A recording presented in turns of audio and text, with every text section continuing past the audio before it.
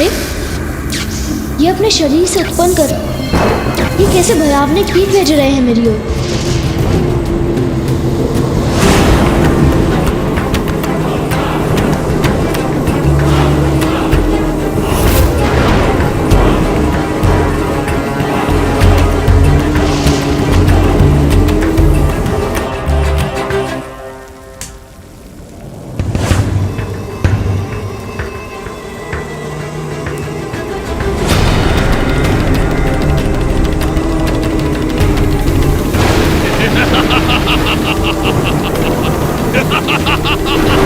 अब तो इनकी ध्वनि से मुझे कुछ सुनाई भी नहीं दे रहा है।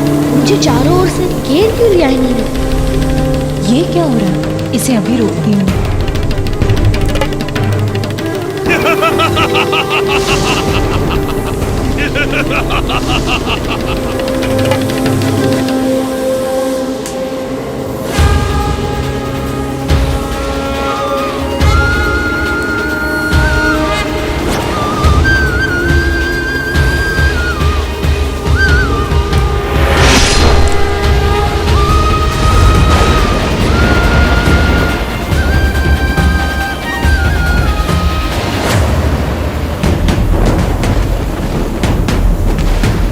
प्रकाश कहां से आया जिसने मेरे मृत्यु के पाश के प्रहार को भी विफल कर दिया? ये जो भी था स्वतः दूर भी हो गया।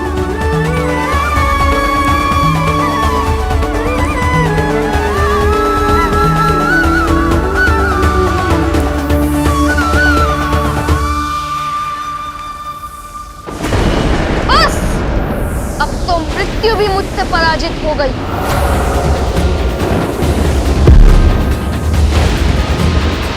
आपने क्या सोचा था कि आप इस भयंकर मुख पर अड़ोड़ रहेंगे?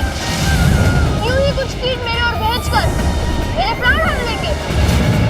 मेरी मां की शक्ति से रक्षित हुए कोई मुझे पराजित नहीं कर सकता। मृत्यु तो तुम्हारी अवश्य होगी और अभी होगी।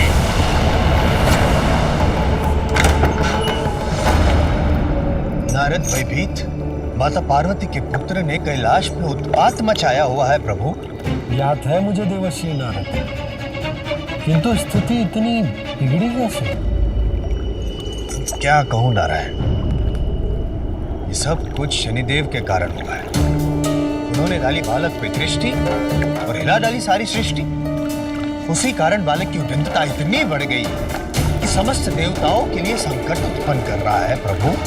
किंतु देवर्षि, जो शनिदेव कहीं जाते ही नहीं, वो कैलाश गए ही क्यों? उसकी प्रेरणा उन्होंने कहां से प्राप्त की? समस्त देवलोक आनंद पा रहा है उसे देखकर, केवल आप ही वंचित रह गए उसे ना देखकर। बताइए देवर्षि, आप मौन क्यों खड़े? क्योंकि यदि उनके पुत्र का कुछ भी हित हुआ तो देवी पार्वती का क्रोध अपने चरम पर होगा और तब स्वयं भोलेनाथ के लिए भी उसे रोकना अत्यंत कठिन होगा। और यदि उन्होंने आपको अपना दोषी पाया तो आप उनके भयंकर दंड से भागी बनेंगे।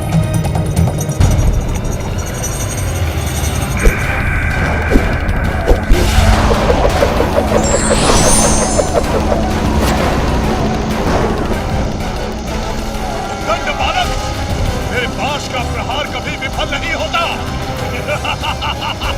ओह, इन्होंने तो बांध लिया मुझे। अब तुम्हें मेरी शक्ति का ज्ञान होगा बालक।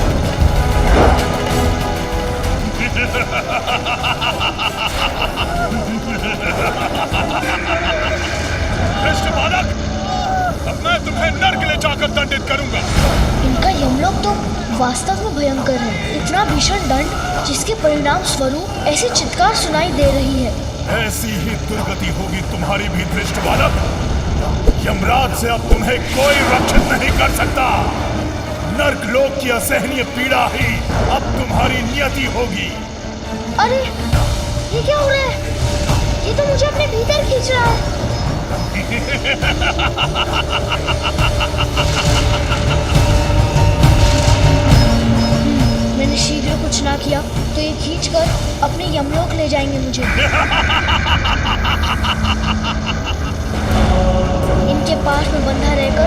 बाष्प बनकर उड़ जाऊंगा। कितना भयंकर दृश्य है ये बालक यमराज का दंड कैसे सहेगा?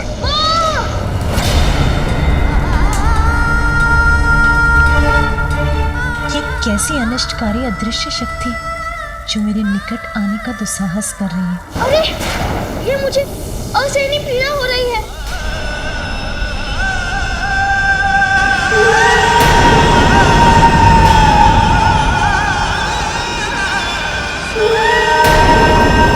ये कौन सी शक्ति है जो इस आकृति के रूप में यहाँ उत्पन्न हो रही है? क्या इसे अपने विनाश का भय नहीं है?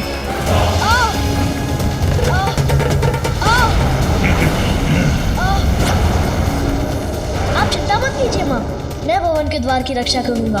मैं आपकी सेवा करने ही तो आया हूँ ना माँ।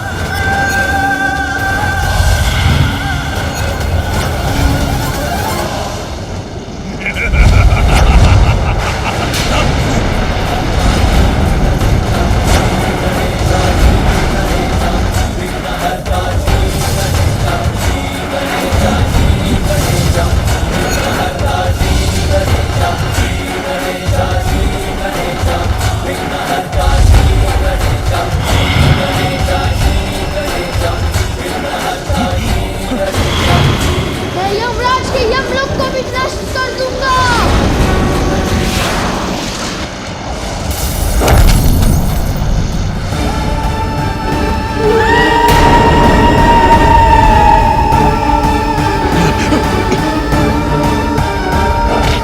देखिए यमराज, अब आपको भी ज्ञात हो गया होगा कि आप मुझे नहीं रोक सकते।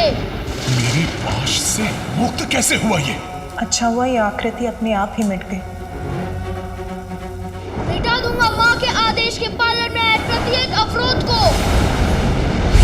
यमराज, मैं आपको आपके इस महिष से बांध दूंगा।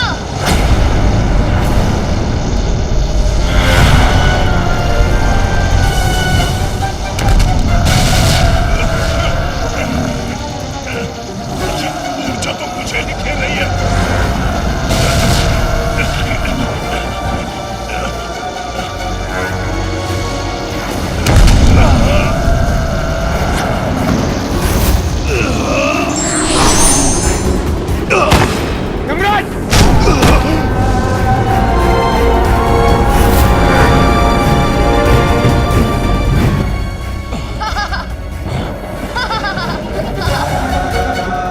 ये कैसे संभव है?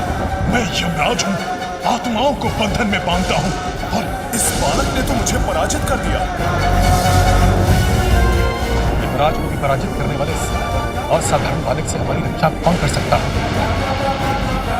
अब इससे मुक्त होने का कोई और उपाय सोचना ही होगा। इस समस्या का एक ही समाधान है सूर्यदेव। भोलेनाथ अपने ध्यान में नहीं, इसलिए हमें श्री विष्णु से गुहार लगानी होगी। हे विष्णुदेव, हे ब्रह्मदेव, हमारी रक्षा कीजिए। ये बालक हम देवताओं की प्रतिष्ठा को धूल दुष्कृत कर रहा है। हमारी रक्षा कीजिए प्रभु। विष्णु, हमारी सहायता कीजिए प्रभु। शान्ताकारं भुजगशयनं पद्मनाभं सुरेशं विश्वाकारं गगनसदृशं मेघवर्णं शुभांगं लक्ष्मीकान्तं कमलनयनं योगिरध्यानगम्यं। अब तो आपको ही कुछ करना होगा, अन्यथा प्रलय हो जाएगी। महादेव तो ध्यान में मग्न हैं। आपको उनका ध्यान भंग किए बिना ही संसार को इस संकट से उबारना होगा। उचित है ब्रह्मदेव, मैं इस बालक को समझाने का प्रयास करूंगा। उसे महादेव का उचित परिचय देकर इस अनर्थकारी युद्ध को रोक दूंगा। मैं भी आपके साथ चलता हूँ विष्णुदेव, तो हमें और विलंब नहीं करना चाहिए। चलिए प्रभु।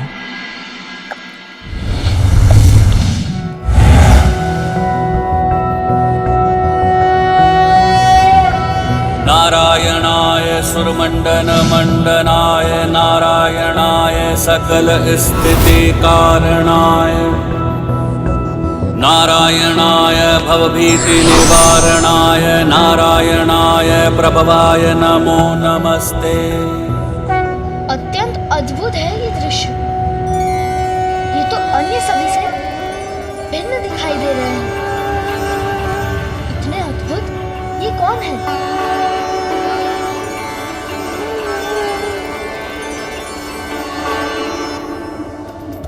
मुझे एक ऐसी संतान का वरदान दीजिए जो ब्रह्मदेव की तरह ज्ञानी हो, आप ही की तरह तेजस्वी और निपुण, और मेरे स्वामी शिव शंकर के समान निर्मल और स्नेही। और ये श्वेत पक्षी पर ये 4 मुख वाले कौन हैं? ये दोनों क्या करने आए हैं यहाँ? ये दोनों कोई साधारण देवता तो नहीं प्रतीत होते हैं। संभव है मुझे इनसे और भी भीषण युद्ध करना होगा। कितना अनुपम सौंदर्य है देवी पार्वती के पुत्र का। अत्यंत आकर्षक और मन भावन है इसका रूप। मेरी कल्पना से कहीं अधिक सुंदर हो तुम। ये तो मेरी प्रशंसा कर रहे हैं। कल्याण हो पुत्र। तुम्हारे अनुपम व्यक्तित्व में ज्ञान और शक्ति दोनों का समावेश होगा। स्वयं शिव और शक्ति के समान। कितना शांत, मधुर और करण पर ये स्वर है इनका। इनसे मेरा कोई पूर्व परिचय है। ऐसा क्यों लग रहा है मुझे?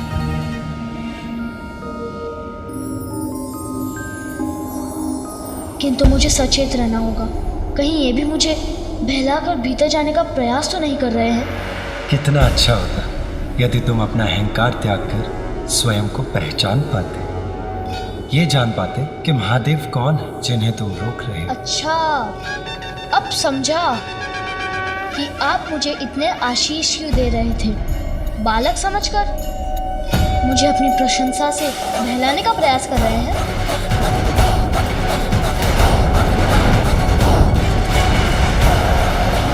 अहंकार ही नहीं, इसकी बुद्धि में तो अविश्वास भी भरा हुआ है।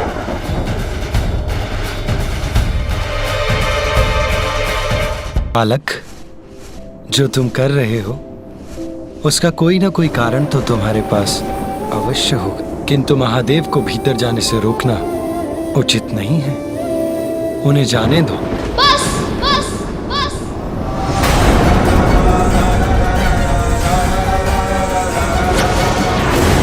अब और कुछ मत कहिए।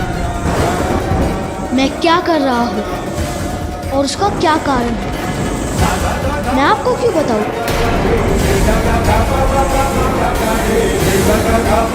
और वो कौन है, भीतर क्यों जाना चाहते हैं, ये मुझे कुछ नहीं सुनना। इतना हठ उचित नहीं है पुत्र। हम तुमसे बड़े हैं। हमारा कहा मानना तुम्हारा कर्तव्य है।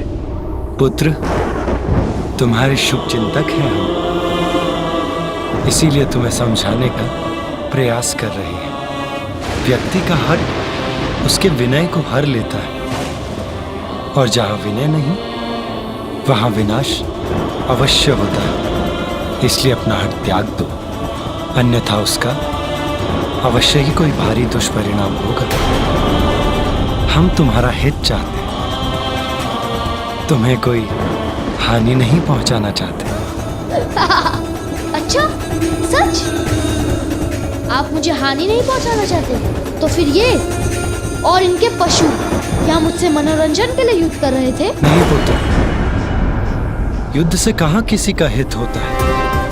युद्ध तो सदैव बुराई का अंत करने का अंतिम उपाय होता है, किंतु युद्ध तो व्यक्ति को अपने भीतर बसे अहंकार और क्रोध से करना चाहिए। यदि सभी ऐसा करें तो युद्ध स्वतः ही टल जाएगा। और यदि तुम भी अपनी बातों से मुझे भ्रमित मत कीजिए। ये युद्ध अवश्य टल जाता यदि आप और आपके कृपा पात्र मेरे कार्य में विघ्न नहीं डालते और मुझे अकेला छोड़ देते। सुनो पुत्र, इस समय एक ही बात महत्वपूर्ण है कि तुम अपना हट त्याग कर महादेव को भीतर जाने दो। यदि तुम्हारी माता ये बात सुनेंगी कि तुमने महादेव को भीतर जाने से रोका है तो वो प्रसन्न नहीं होंगी। मेरी माँ को इस रिवाज में मत लाइए। इतने समय से सभी को यही समझा रहा हूँ कि मैं अपनी माँ की ही बात सुनता हूँ और उनका आदेश कदापि नहीं टल सकता। बस बालक,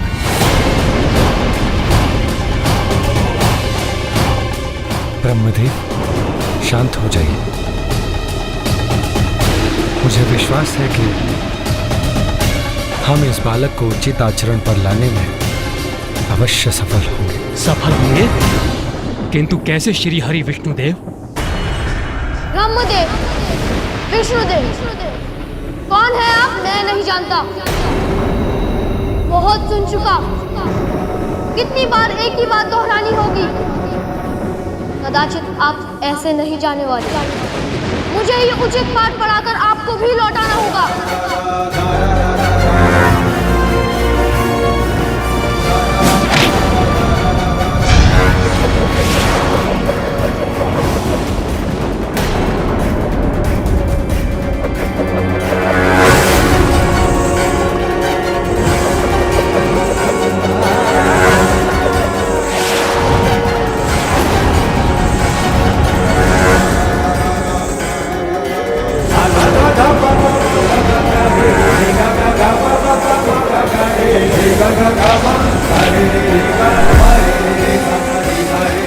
ये तो अपना सौभाग्य समझिए कि मेरे वार से बच गए।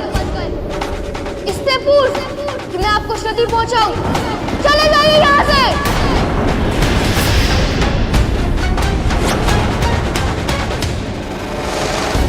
रुक जाओ बालक, हमसे व्यर्थ संघर्ष मत करो। मुझे जो करना है वो मैं करके ही रहूंगा। इससे पूर्व कि मैं अपनी माँ की आज्ञा का पालन करने के लिए इन देवताओं के समान आपसे भी युद्ध कर आपको पराजित कर दूं। चले जाइए यहाँ से। इस बालक का हठ इसका विवेक हार रहा है, इसीलिए हमारा भी अपमान कर रहा है।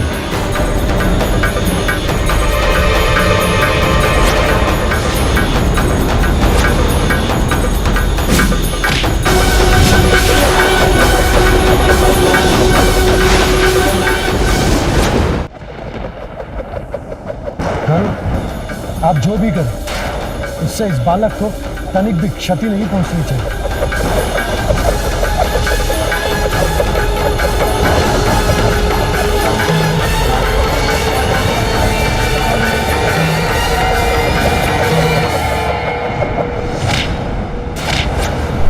ये बालक क्यों नहीं समझ रहा है कि स्थिति अब नियंत्रण के बाहर जा रही है। मैं भी देखता हूँ मुझसे आपकी रक्षा कौन करता है।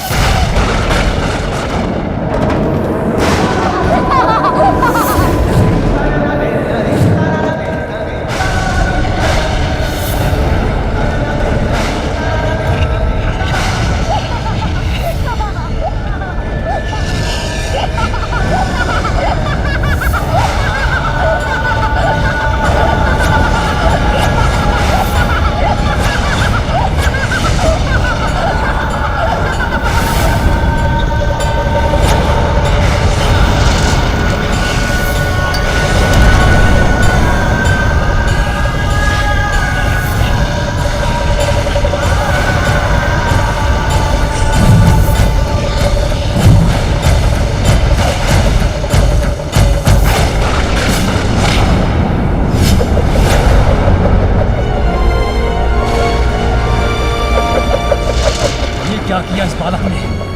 अपने दंड से मुझ पर ही वार कर दिया।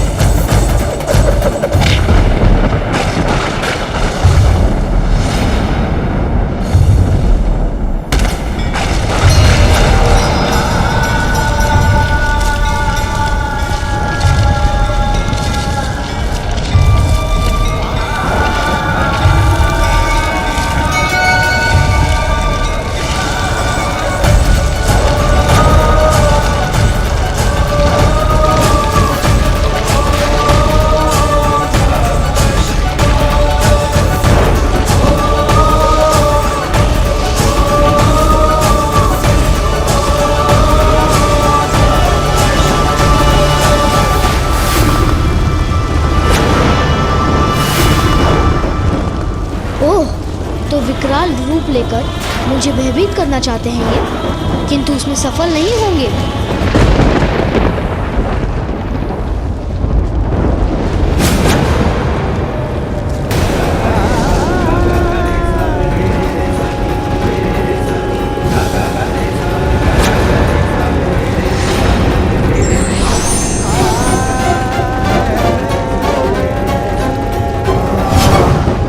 बस बस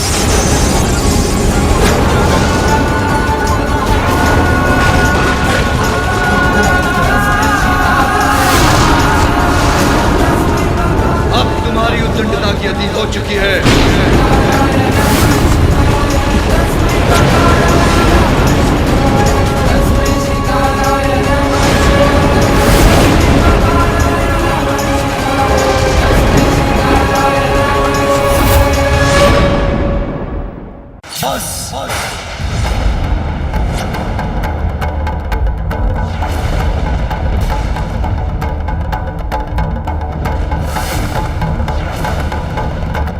अब तुम्हारी उद्दंडता की अति हो चुकी है। सत्य कहा आपने। आप सब मेरे साथ अति ही कर रहे हैं। तुम्हारा अहंकार सभी सीमाएं लांघ चुका है। क्यों ना करूं अहंकार? देखिए अपने सभी गणों को, देवताओं को, उनके पशुओं को, जिन्हें मैंने पराजित किया है अकेले अपने बल से।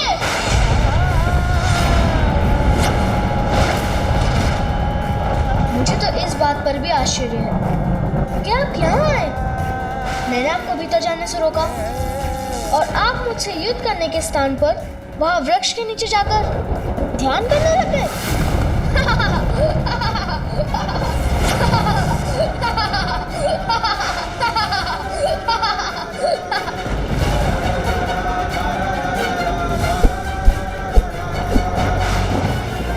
और जब आप विश्राम कर रहे थे तो आपने इन सभी को भेज दिया मुझसे युद्ध करने, जिसमें मैंने इन सभी को परास्त किया। इससे तो आप प्रारंभ में ही मान जाते। मैंने तो तभी कह दिया था कि मैं किसी भी अवस्था में आपको रेखा के आगे नहीं जाने दूंगा।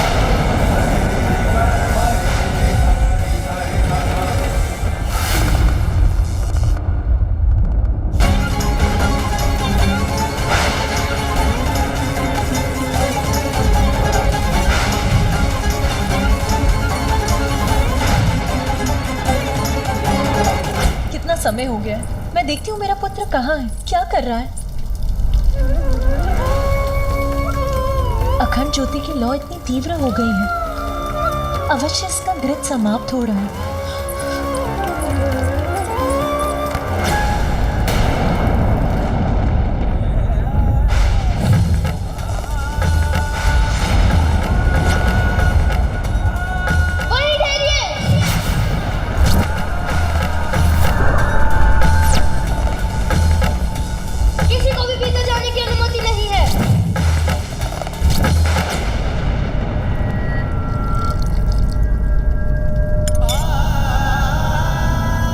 अखंड ज्योति तो शुभता का प्रतीक है, ये सदा प्रज्वलित रहे। इसके प्रति मुझे सहज रहना चाहिए। वस्त्र के स्थान पर पशु चर्म का कंठ रहने के लिए कोई घर नहीं। नाम पूछो तो कहते सभी नाम मेरे हैं। अब ऐसी बात करने वाले को भैरूपिया नहीं तो और क्या कहूँ, और क्या कहूँ, और क्या कहूँ। मुझे तो लगता है कि ये कोई बुद्धिहीन प्रतीत होते हैं। यदि आप नहीं रुके तो मैं आप पर प्रहार करने पर विवश हो जाऊंगा।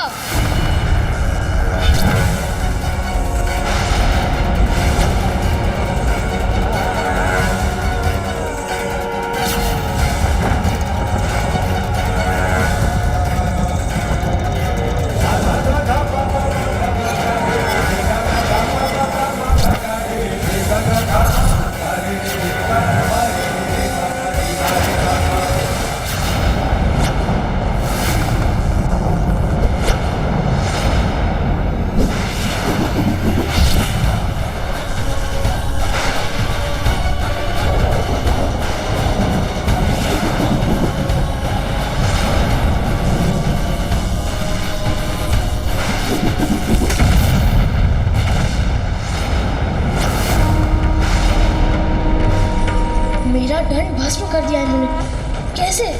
ये तो वही भस्म है जो इनके डमरू बजाते ही इनके देह से निकला था। आपने मुझसे वो छीनने का दुस्साहस किया है जो मुझे मेरी माँ ने दिया था। अब उसका परिणाम भुगतने के लिए तैयार हो जाइए।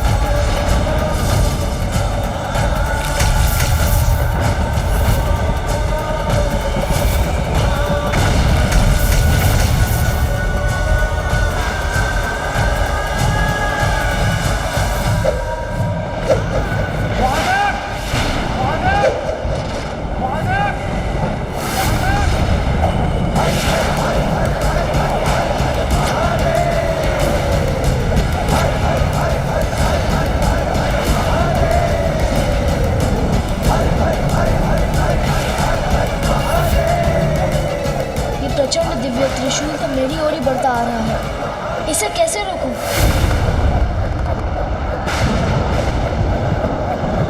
मुझे बताइए माँ, मैं आपके सभी दुख मिटा दूंगा। मुझे तो एक ही दुख है, मैं जिन पर भी अपना स्नेह न्यौछावर करती वो सभी मुझे छोड़कर चले जाते हैं। माँ, मैं आपको छोड़कर कभी कहीं नहीं जाऊंगा। आज मुझे अपने मातृत्व की पूर्णता का सुखद आभास हो रहा है। माँ, अब मैं आपकी रक्षा के लिए पूर्णतः तैयार हूँ। अब मैं किसी का भी सामना कर सकता हूँ। मैं स्नान करने जा रही हूँ, स्मरण रहे किसी को भी भीतर मत आने दूंगा। मैं वचन देता हूँ माँ, किसी को भी भीतर आने नहीं दूंगा।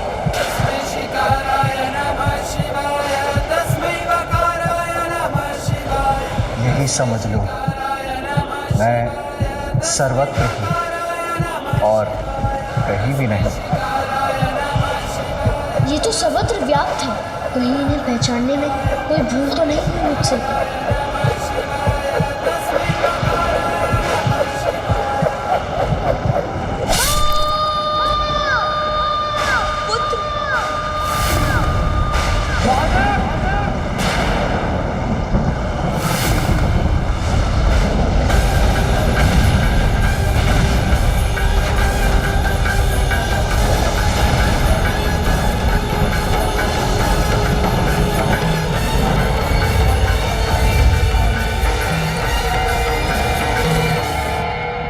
मेरे मन में किसी अज्ञात अनिष्ट की आशंका क्यों घर करती जा रही है? इतनी विचित्र बात है। ये सभी दीपक स्वतः ही बुझ गए।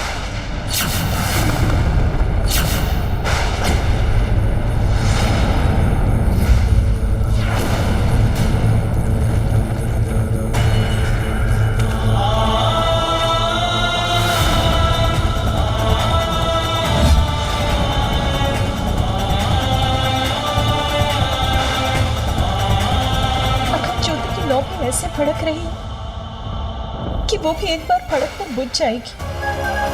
अभी तो इसमें बहुत दृढ़ शेष है, फिर ऐसा क्यों हो रहा है? स्वामी, ये सब क्या हो रहा है? कहीं कुछ तो घटित हुआ है जो मुझे इतना व्याकुल कर रहा है। क्या हुआ पार्वती? इतनी विचलित क्यों हो रही हो? मेरा पुत्र, कहीं उसे कुछ हुआ तो नहीं? कहाँ है मेरा पुत्र? वो सुरक्षित तो है? तुम्हारा पुत्र बाहर ही होगा। जहाँ तुमने उसे द्वाररक्षा के लिए खड़े रहने के लिए कहा था, और यहाँ कैलाश में उसे क्या अहित हो सकता है। तुम निश्चिंत रहो, वो अवश्य सकुशल और सुरक्षित होगा। फिर मेरा हृदय व्यथित क्यों हो रहा है? अब इस बालक के भयंकर अंत के पश्चात महादेव का कोप शांत होकर ग्लानि का रूप ले रहा है।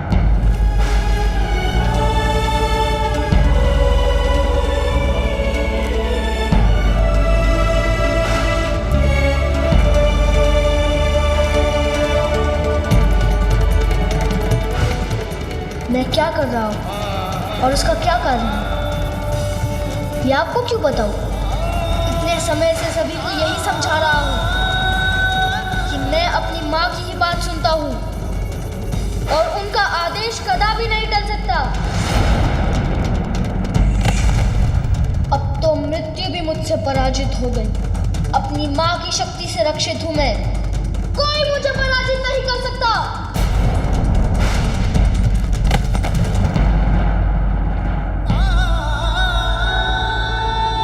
घोर अनर्थ हुआ है, किंतु अहंकार का परिणाम भीषण ही होता है। अहंकारी अपने अहंकार से न केवल अपना सर्वनाश करता है, अपितु अपने प्रियजनों को भी दुख पहुंचाता है।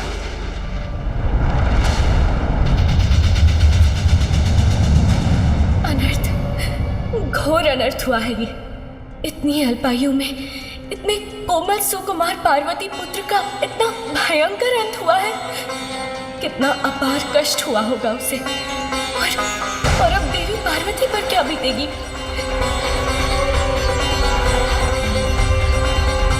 माता का दुख तो मुझे भी व्याकुल कर रहा है। देवी पार्वती, तुम्हें होने वाली अपार पीड़ा की कल्पना मात्र से ही अत्यंत दुखी हूँ। तुम्हारे हृदय को होने वाली असीम पीड़ा की कल्पना से आहत हूँ मैं।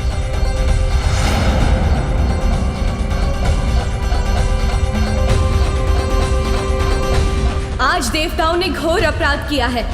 अपने दम के कारण एक अबोध बालक से संघर्ष कर उसे इस अवस्था में पहुंचा दिया। अपने इस कृत्य के लिए देवताओं को दंड अवश्य मिलेगा। ये क्या अनर्थ कर दिया आपने। आप तो देवराज हैं, आपको तो स्थिति संभालनी चाहिए थी, किंतु आपने तो अग्नि में खिंच डालने का ही कार्य किया, जिसका परिणाम इतना भयंकर हुआ। ये उचित नहीं किया आपने। जो हुआ वो अनुचित था। सभी सीमाओं का उल्लंघन किया है आप देवताओं। उसका परिणाम आप सभी को भुगतना ही होगा। असत्य है ये, असंभव है। ऐसा कदापि नहीं हो सकता देवी। यही सत्य है। आपकी कुदृष्टि कुछ भी कर सकती है, और ये भी आप ही की कुदृष्टि के कारण हुआ है, किंतु परिणाम आपको ही नहीं सभी देवताओं को भुगतना होगा।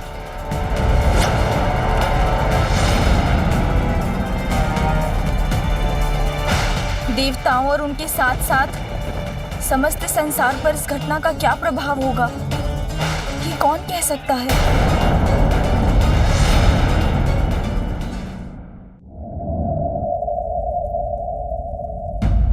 इन दियों का स्वतः ही बुझ जाना किसी बड़े अशुभ का संकेत क्यों प्रतीत हो रहा है मुझे। वायु के तेज झोंके से बुझ गए ये सारे दीपक पार्वती। और क्या, इतनी कठिनाइयां, इतने कठोर तप के बाद तुम्हें तुम्हारा पुत्र प्राप्त हुआ, तो तुम्हारा चिंतित होना स्वाभाविक है। परंतु ये चिंता व्यर्थ ही है। इस चिंता को त्याग दो। और अभी कुछ ही समय पूर्व तो तुमने उसे द्वार रक्षा के लिए बाहर नियुक्त किया था, और यहाँ कैलाश में उसका क्या अहित हो सकता है भला। फिर तुम्हारे द्वारा दिया गया दिव्य दंड तो उसकी रक्षा कर ही रहा है ना, इसलिए अपनी चिंता त्याग दो। और इन सारे बुझे हुए दियों को हम पुनः ही प्रज्वलित कर लेंगी, है ना? और इसी बीच तुम स्वयं अपने पुत्र को देखाओ, तब तुम्हारी चिंता स्वतः दूर हो जाएगी। उचित है? चलो विजय।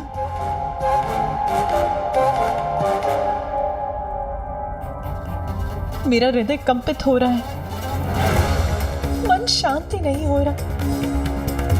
जैसे कि किसी अज्ञात व्यथा ने घेर लिया हो मुझे, जिससे मैं मुक्ति नहीं हो पा रही हूँ।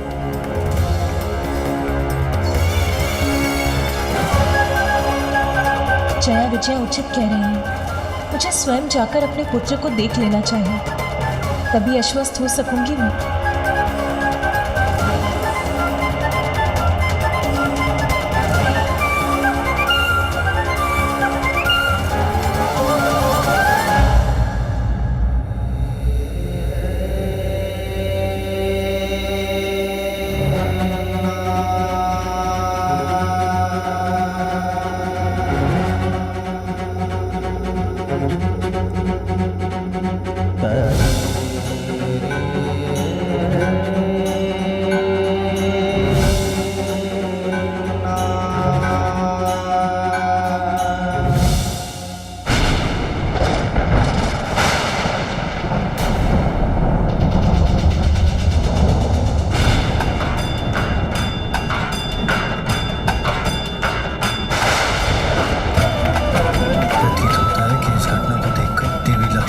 सरस्वती का क्रोध जागृत हो गया और वो कुपित होकर यहीं आ रही है।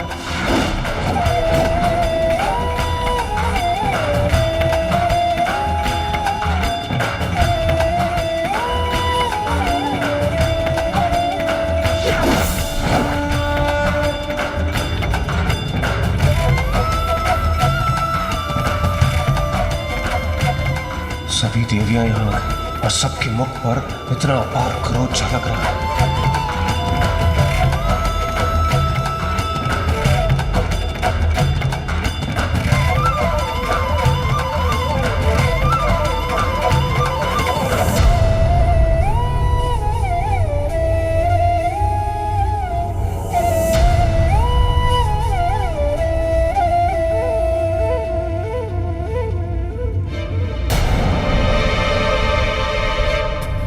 मेरे अनुसार नेत्र पिता के हैं, किंतु इनकी सौम्य और मन भावन मुस्कान आपकी है देवी पार्वती। कितनी मनमोहक मुस्कान है, जैसे चारों दिशाओं को प्रकाशित कर रही हो।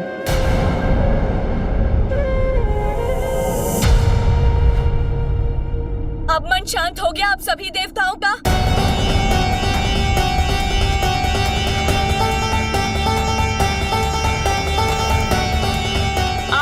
ज्ञात भी है कि क्या कर बैठे हैं आप?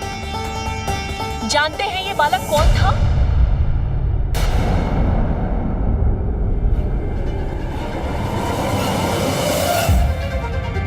ये देवी पार्वती का पुत्र था।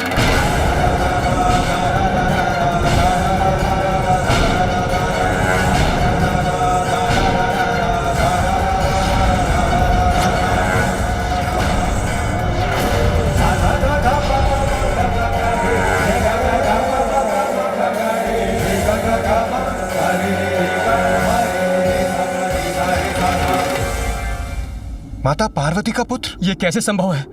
महादेव तो स्वयं भी बंदी थे। गजासुर के उदर में। याद है मुझे अग्निदेव, किंतु उसी समय देवी पार्वती अपना पुण्य व्रत संपन्न कर रही थी। उन्होंने पुण्य व्रत पूर्ण कर मेरे स्वामी श्रीहरि से पुत्र प्राप्ति का वरदान प्राप्त किया था।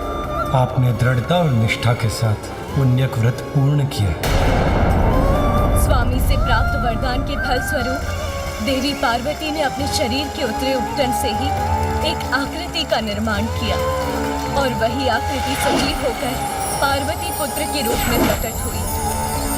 अपने उसी पुत्र को द्वार की रक्षा के लिए छोड़कर देवी पार्वती महादेव के कैलाश आगमन के पूर्व मंगल स्नान करने गई थी। इसीलिए उनकी आज्ञा का पालन करने के लिए उनका पुत्र किसी को भीतर नहीं जाने दे रहा था। ठहर जाइए, किसी को भी भीतर जाने की अनुमति नहीं है।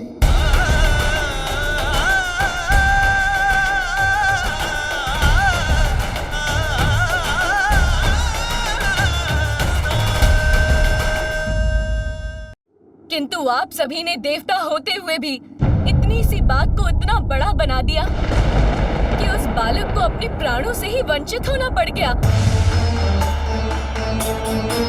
नंदी, मैं तुम्हें अपने व्रत स्थल की रक्षा का दायित्व देती हूँ। मेरा व्रत पूर्ण होने तक यहाँ किसी का प्रवेश नहीं होना चाहिए। किसी का से मेरा अर्थ है यहाँ कोई नहीं आना चाहिए। जो आज्ञा माता।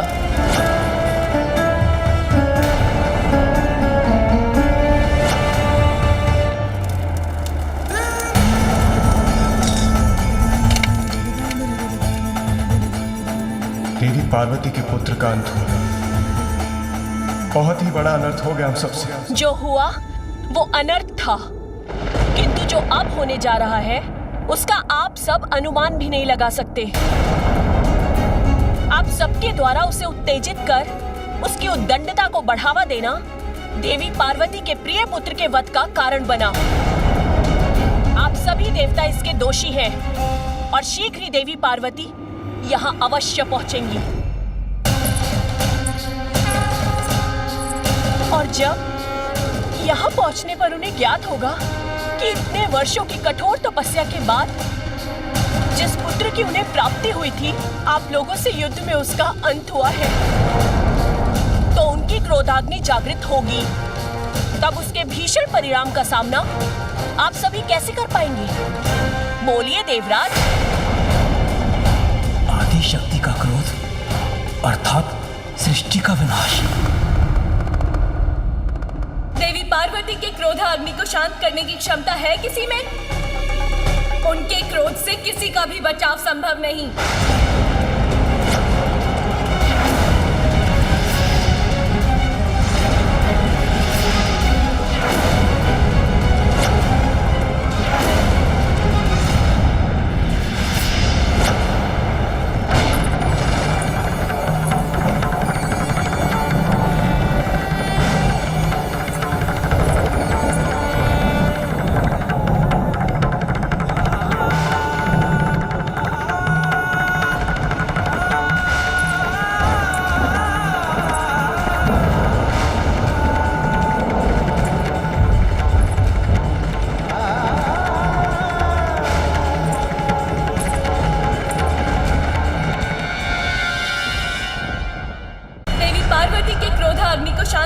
क्षमता है किसी में?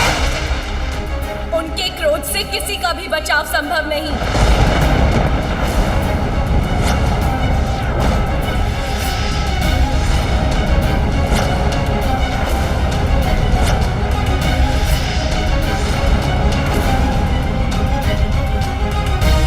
मैं उचित कह रही हूँ ना यमराज?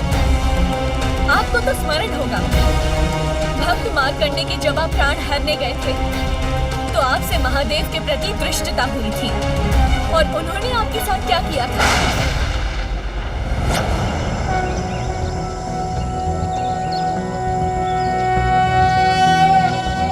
चंद्रशेखर चंद्रशेखर चंद्रशेखर पाहि मां, चंद्रशेखर चंद्रशेखर चंद्रशेखर रक्ष मां, रत्नसानु शरासनं रजताद्रिशिंग निकेतनं, शिंजनिकृत पन्नगेश्वर मत्स्युतानन सायकं, क्षिप्रदग्ध पुरत्रयं त्रिदिवालयैरभिवन्दितम्।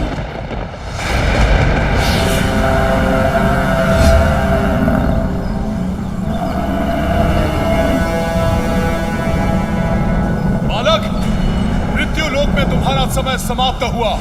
मेरे साथ चलो, मैं यमराज तुम्हें लेने आया हूं। अपना यह मंत्र जाप रोक कर बाहर आओ और अपनी मृत्यु के लिए प्रस्तुत हो जाओ।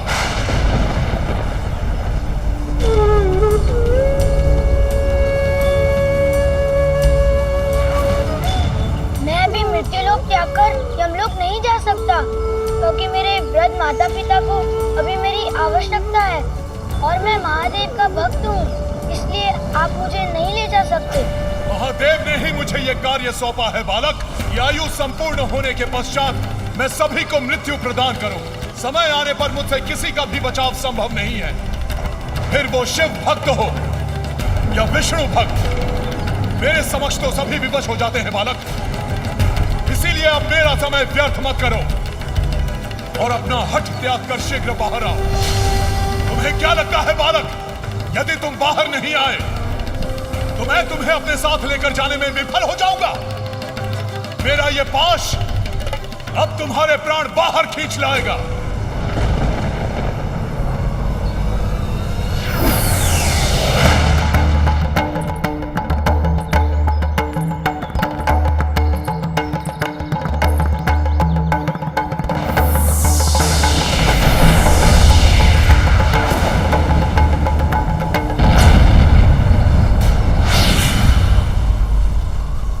ये कैसे संभव है? मेरा पाश अग्नि से कैसे प्रज्वलित हो गया? अवश्य ही ये इस मायावी बालक की कोई माया है, किंतु मैं इसे इसका दंड अवश्य दूंगा।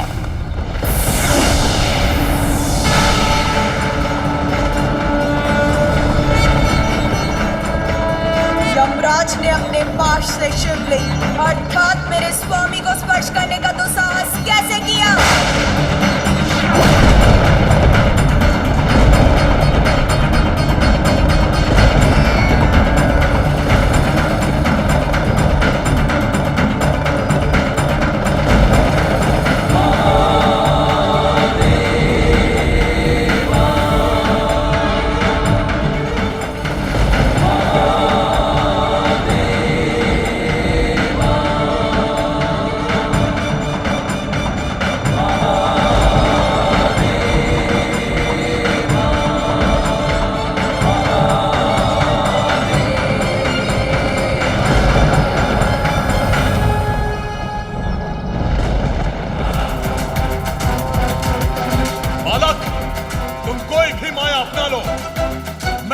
लेकर ही जाऊंगा। तुम्हारी मृत्यु ही तुम्हारी नियति है।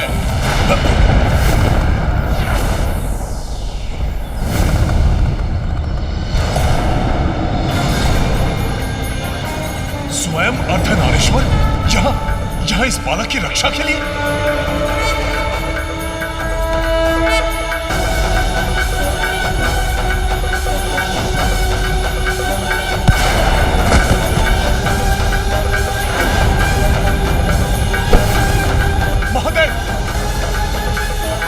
महादेव अपना त्रिशूल वापस ले लीजिए, अन्यथा अनर्थ हो जाएगा।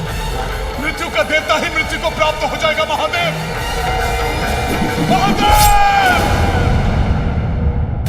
स्मरण है ना यमराज, तब आपके पार्थिव शरीर के समीप एकत्रित होकर इन सभी देवताओं ने देवी पार्वती से आपके पुनर्जीवन की प्रार्थना की थी, ताकि सृष्टि का क्रियाकलाप सुचारू रूप से चलता रहे।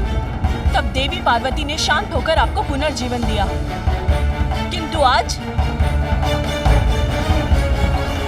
स्वयं उनके पुत्र का अंत हुआ है। अब उनका क्रोध कैसा विनाश करेगा, ये भला कौन कह सकता है?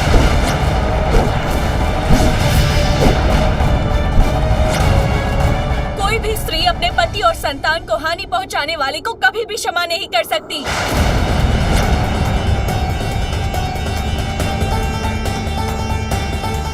शीघ्र ही देवी पार्वती यहाँ पहुंचेंगी, फिर कौन संभालेगा उन्हें? बोलिए।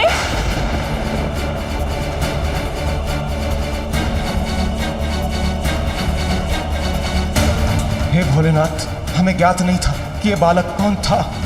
देवराज, आपको ज्ञात नहीं था कि ये देवी पार्वती का पुत्र था, किंतु मुझे तो ज्ञात था ये कौन है।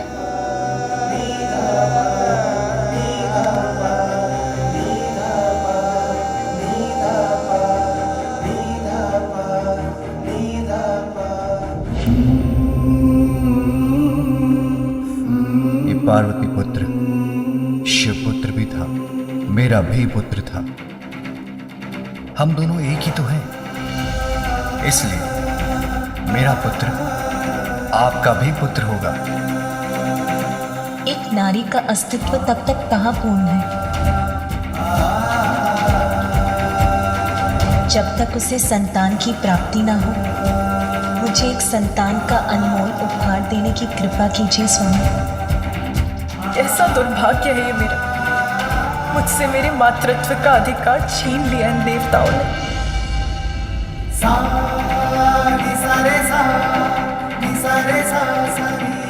इतने स्वार्थी मत बनिए देवराज।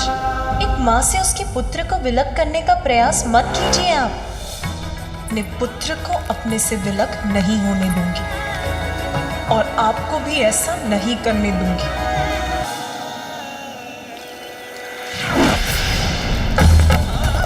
व्रत आपको अकेले ही करना होगा। इतने लंबे समय तक मेरे साथ से वंचित रहने का कष्ट उठा सकेंगी आप? यदि पुण्य व्रत के लिए ये आवश्यक है तो ये भी सहूंगी मैं।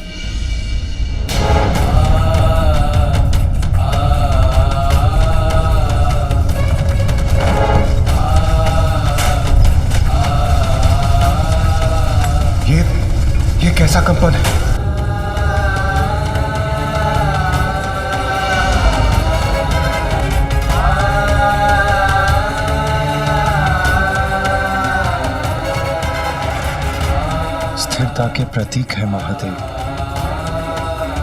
संपूर्ण जगत उनके उदर में स्थित है, और आज जब वो स्वयं अस्थिर हो रहे हैं तो बाहरी संसार में कंपन उत्पन्न होना स्वाभाविक। और यह स्थिरता मात्र कैलाश तक ही सीमित नहीं रहेगी। यदि इसका कोई समाधान नहीं निकला तो यह स्थिरता संपूर्ण ब्रह्मांड को प्रभावित करेगी। हम देवताओं को यहाँ नहीं ठहरना चाहिए। हमारा यहाँ रहना उचित नहीं। रुक जाइए। देवी पार्वती से भागकर कहाँ छिपेंगे आप? ऐसा कौन सा स्थान है इस संसार में जहाँ तक भी आपकी दृष्टि जा सकती है और ये संपूर्ण सृष्टि जिनमें समाहित है, उन देवी पार्वती से इस सृष्टि के किसी भी कोने में छिपा नहीं जा सकता। आदि शक्ति होते हुए भी देवी पार्वती अपनी शक्तियों को भुलाकर एक साधारण गृहिणी के समान अपना जीवन बिता रही हैं। किंतु जब उन्हें ज्ञात होगा कि उनके पुत्र का वध हो चुका है तो उन्हें अपनी शक्तियों का स्मरण करने में अधिक समय नहीं लगेगा, और तब उनका प्रचंड क्रोध जागृत होगा। उनके क्रोध का सामना करने का साहस तो रखिए देवगण, क्योंकि इस अनर्थ के घटने में दोष आप सभी देवताओं का है।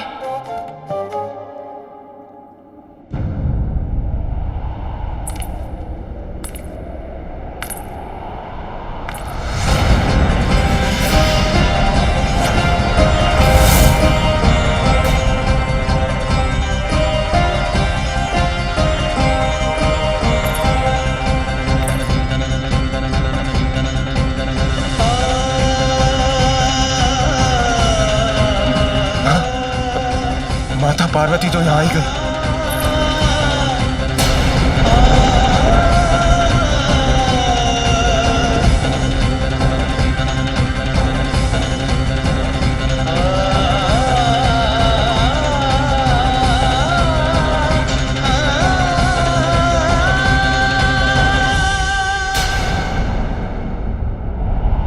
मेरा पुत्र कहीं दिखाई नहीं दे रहा है। कहाँ छिपा है वो?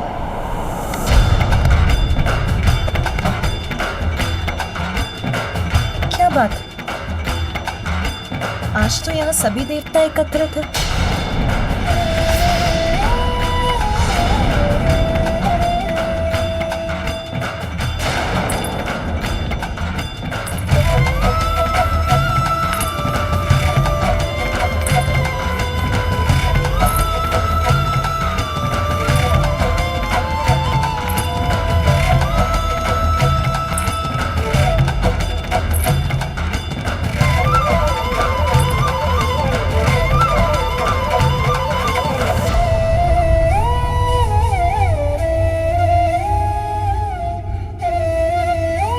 ब्रह्मदेव और नारायण भी यही है।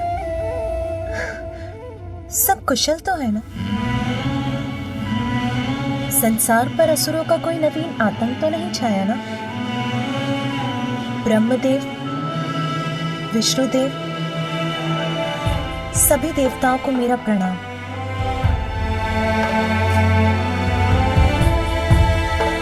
संकट आए भी तो भयभीत होने की क्या आवश्यकता है? आप सभी मिलकर किसी भी संकट के निवारण का उपाय सोच ही लेंगे।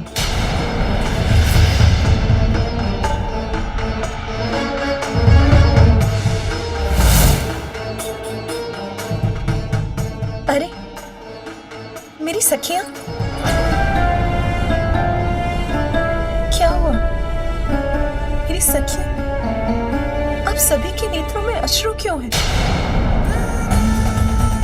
किसी का कोई अनिष्ट हुआ है क्या?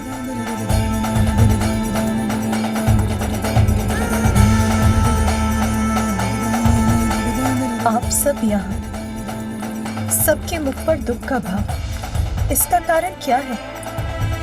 ये मुझे कोई नहीं बता रहा। अवश्य कोई बड़ी घटना घटी है। मेरा हृदय व्याकुल हो रहा है। कोई शीघ्र बताइए मुझे क्या हुआ है। आपको कैसे बताएं देवी पार्वती? जो हुआ है उसे जानकर आपको कितनी अपार पीड़ा होगी। अपनों ने ही आपके हृदय पर ऐसा आघात किया है।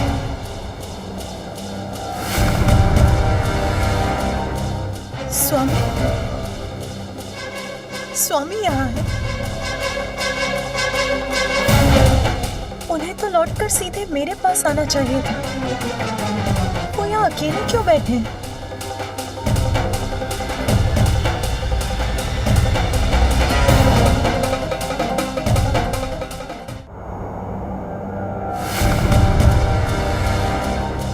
स्वामी,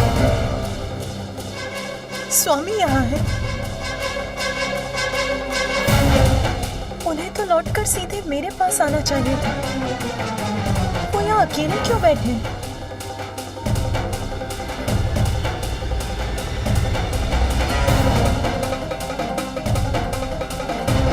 और मेरा पुत्र, पुत्र कहाँ है? पुत्र, वो दिखाई क्यों नहीं दे रहा? स्वामी, आप ही कुछ बताइए।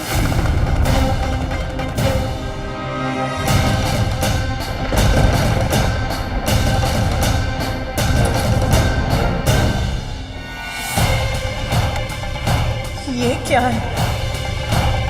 किसकी आकृति है ये? कौन पड़ा है यहाँ भूमि पर?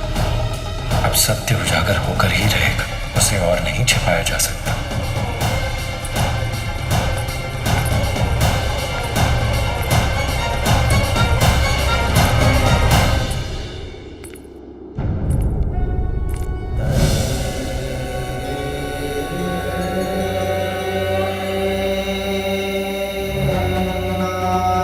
छोटे छोटे हाथ पांव किसके हैं?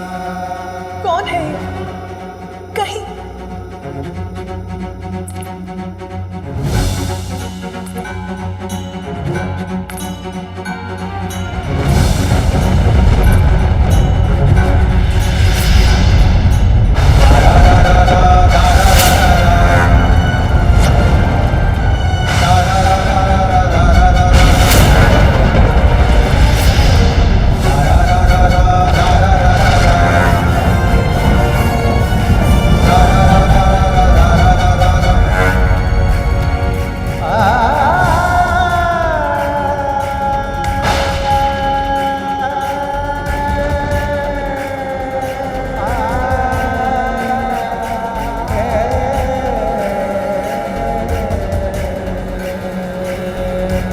माँ, मैं आपकी सेवा करने, आपको सुख देने आया हूँ। मुझे बताइए माँ, अपनी चिंता का कारण। इस संसार में मैं आपकी सभी चिंताओं को हरने ही तो आया हूँ।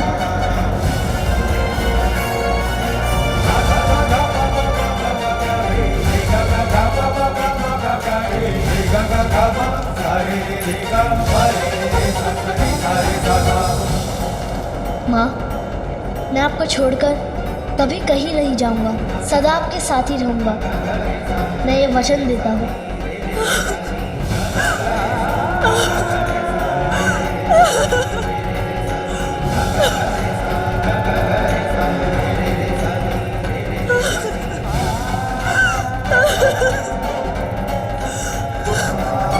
ये कैसे हो सकता है?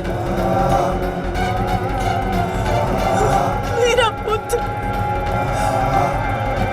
जिसका जीवन अभी प्रारंभ भी नहीं हुआ था, उसका अंत कैसे हो सकता है? स्वयं नारायण के वरदान से प्राप्त मेरा पुत्र मुझे अपनी माँ को छोड़कर कैसे जा सकता है?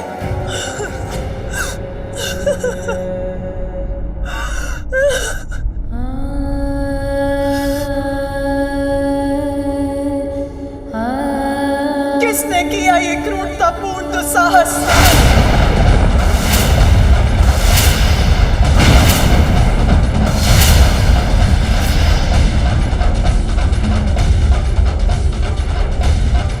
किसने वश किया मेरे पुत्र का?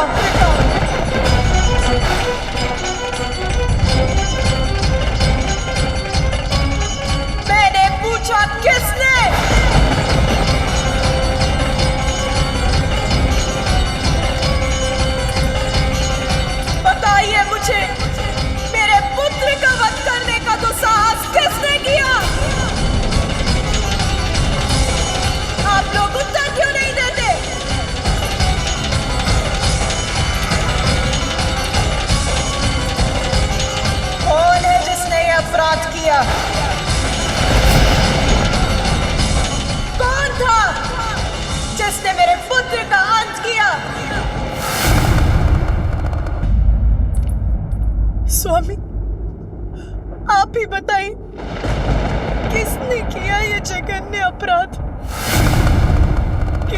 अलग किए मेरे पुत्र के शरीर से उसके प्राण।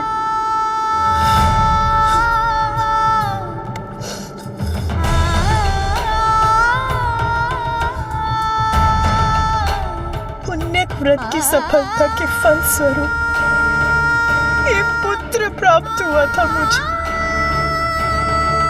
फिर मैंने आपके आने का समाचार सुना तो मैं स्नान करने चली गई।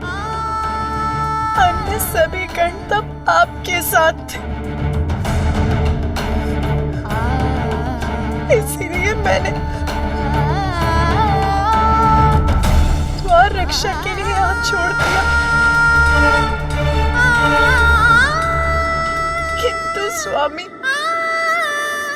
इतने ही समय में ऐसा घोर अनर्थ कैसे हो गया? बताइए स्वामी, कैसे हो गया ये घोर अनर्थ?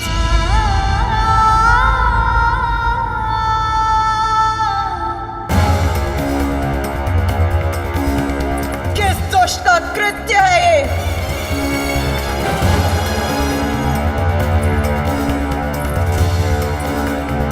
कौन है जो काल एक अनंत अंधकार में विलीन होना चाहता है? कौन है जो मेरे कोप का भागी बनना चाहता है? कौन है जिसने मेरे पुत्र का वध कर मेरे प्रति ऐसा अक्षम्य घोर अपराध किया है?